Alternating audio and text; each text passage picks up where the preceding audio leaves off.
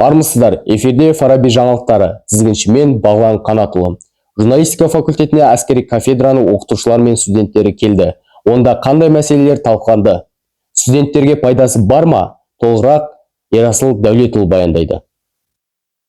Қазақта білекті бірді, білімді мыңды жығады деген сөз бар. Ал әлемде ақпарат кімде болса, әлемді сол билейді дейді. Бүгін журналистика факультетіне әскери кафедрадан оқытушылар мен студенттер қонаққа келіп, осы сөздердің мағынасына терең үңілді. Әскери кафедраның оқытушылары мен тәлімгерлері журналистика факультетінің студенттері дайындаған бейнематериалдарды көрді. Өзара тәжірибе алмасып, бұл туындылардың дайындалу барысымен танысты. Бүгінгі журналистика факультетіне келген әсерім өте тамаша, өте әдемі жабдықталған кабинеттер, өте білімді, білікті ұстаздарды көрдім. Әл-Фараби атындағы Қазақ ұлттық университетінің әскери кафедрасында тек осы оқу орнының студенттері ғана емес, Каспий, Қонаев секілді басқа да білім ордаларының студенттері келіп тәлім алады. Каспийский университеттен келіп отырғаннан кейін, сонда да маған бүгінгі журналистика бойынша берілген ақпараттар мен үшін өте қызық болды, және де осы университетке дәл осы мамандыққа студенттер үшін шын жүректен қуаныштымын. Әскери журналистика мен журналистика факультетінің біте қайнасып жатқанына 10 жыл болды.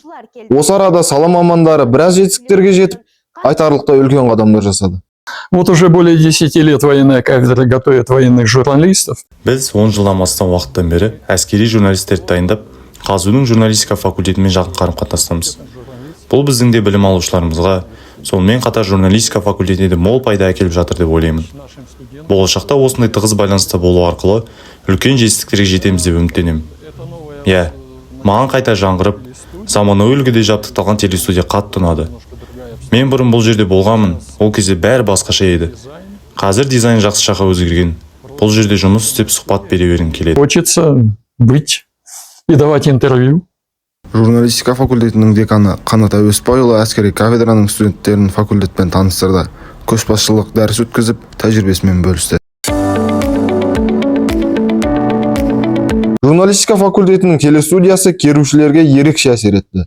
Мұнда Қазақстан ұлттық телеарнасының шеберханасында шыңдалған кәсіби мамандар дәріс береді. Марат Барманқұлов атындағы телестудияда теория мен тәжірибені ұштастыра отырып жұмыс жасаймыз. Студенттер өздерінің шеберлігін шыңдайды, сюжет дайындау арқылы. Әскери кафедрада біздің көптеген студенттеріміз оқиды. Оларда қазір журналистикадағы сол әскери журналистикада ақпаратты қалай дайындау керек, соларды үйреніп жатыр. Ойлаймын, ол студенттер болашақта салалық журналистиканы дамытып, осы еліміздің әскери қуатын көрсетуде тың дүниелер жасайды деп сенемін. Шәкірттеріміздің де, біздің де осы факультеттің басшылығына, университеттің басшылығына ризашылығымыз мол. Себебі осындай студияда жұмыс жасап, біз туындыларымызды дайындап, соны қалың көрерменге ұсынып жатырмыз. Әскери кафедрада журналистика факультетінің 20-ға жуық студенті білім алады. Олар саптық жүрісті жете меңгеріп, қару қолданумен қатар қалам арқылы қызмет етудің де жаңа арналарын игеруде. Құрлық әскерилері әскери институты бүгін журналистерге атыс қаруынан оқ атуға мүмкіндік берді. Қазір мен өзімнің жауынгерлік дайындығымды сынап көрмекпін.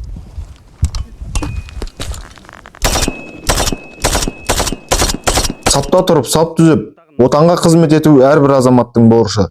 Сондықтан шараға қатысқан көпшілік жазу сызу мен бейнематериал дайындаудың қыр-сырына қанықты. Ерасыл Дәулетұлы, Нұрлан Асқарұлы, Алматы.